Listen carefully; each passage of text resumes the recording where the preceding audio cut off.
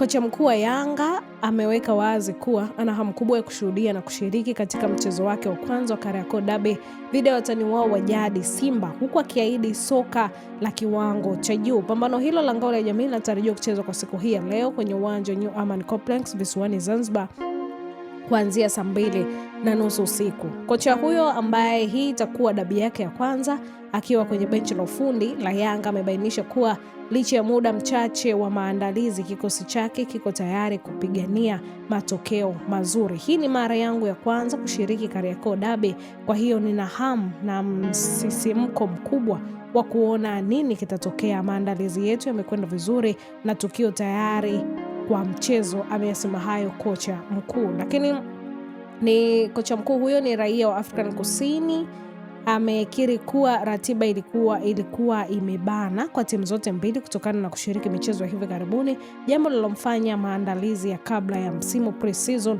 kuwa mafupi. Hatukupata muda mrefu wa kujiandaa kwa sababu timu zote mbili zilikuwa uwanjani mwishoni mwa wiki hii.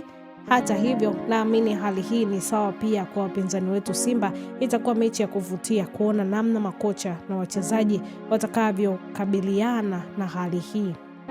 Soka la burudani na dakika 90 za moto.